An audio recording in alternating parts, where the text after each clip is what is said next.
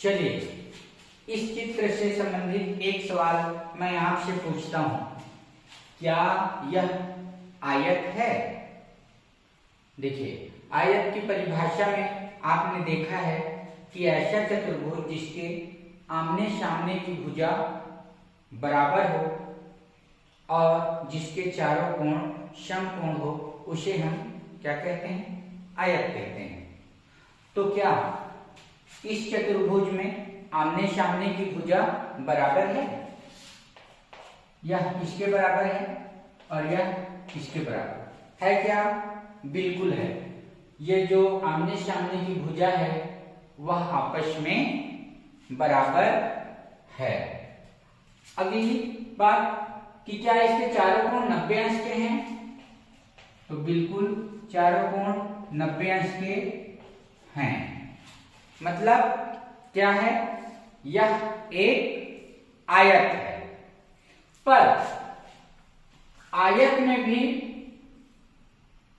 एक चीज हमने देख रहे हैं कि आप अगर चित्र को ध्यान से देखें तो इसकी जो चारों भुजा हैं वह आपस में बराबर है। आमने सामने की भुजा बराबर हमने कहा सही है, पर हम क्या देख रहे हैं? इसकी जो चारों भुजा की जो लंबाई है वह आपस में कैसा है? बराबर है। ठीक है, तो यह क्या है? यह का ही एक प्रकार है और इसे हम कहते हैं वर्ग। आयत का एक प्रकार और इसे हम क्या कहते हैं? वर्ग कहते हैं, स्क्वायर, वर्ग। अब इसकी परिभाषा हम बना सकते हैं कैसे? जैसे हमने आयत का बनाया था वैसे वर्ग का भी बना लेते हैं। तो चलिए परिभाषा शुरू करते हैं। हमने इसे वर्ग नाम दिया। वर्ग जो है आयत का ही एक प्रकार है जिसमें हमने सीखा था कि ऐसा चतुर्भुज जिसके आमने सामने की भुजा बराबर हो और चारों कोण समकोण हो उसे आयत कहते हैं। इसमें भी वही चीजें हैं कि इसके आमने सामने की भुजा आपस में बराबर है और चारों कोण समकोण है। लेकिन इसमें एक और बात यह भी है कि इसकी जो चारों भुजाएं हैं वह आपस में बराबर है। तो यह आयत के अंदर आयत का एक प्रकार क्या है?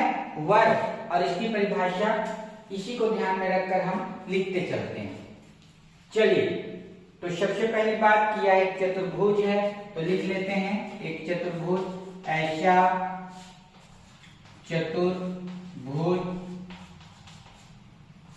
ऐसा चतुर्भुज जिसकी चारों भुजाएं, जिसकी चारों भुजाएं बराबर हो, बराबर,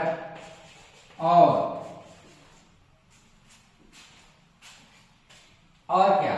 चारों भुजा हमने बराबर लिख दिया और चारों कोण, और चारों कोण कैसा हो?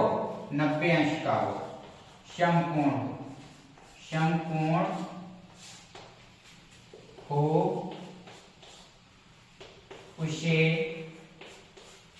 वर्ग कहते हैं, वर्ग कहते हैं।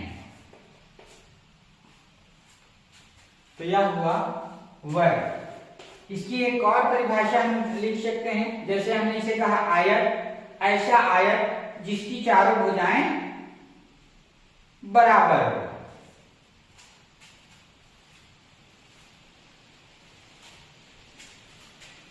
ऐसा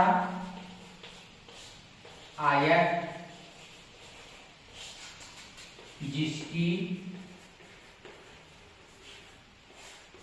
चारों भुजाएं बराबर हो। अब आयत है, जैसे हमने कहा आयत, तो उस आयत में चारों कोण तो समकोण होंगे ही। तो हम इसे लिख सकते हैं ऐसा आयत जिसकी चारों भुजाएं बराबर हो। ठीक है, लेकिन अगर सबसे सरल देखें तो हम कहेंगे ऐसा चतुर्भुज जिसकी चारों भुजाएं आपस में बराबर हो और चारों कोण 90 अंश के हो, समकोण हो, उसे हम वर्ग कहते हैं। तो इस तरीके से भी आप इसे समझ सकते हैं, एक आयत के रूप में और दूसरी आयत के प्रकार वर्ग के रूप में। तो जो आपको सरल लगे उस तरीके से आपको सीखना है।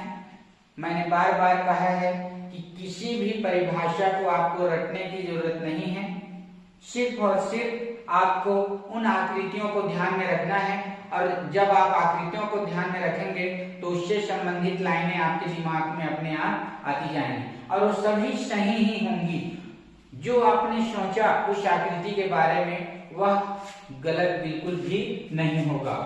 इसे हम कह सकते हैं यह चतुर्भुज है, चतुर्भुज ही है, चौकोन है, चौकोन ही है।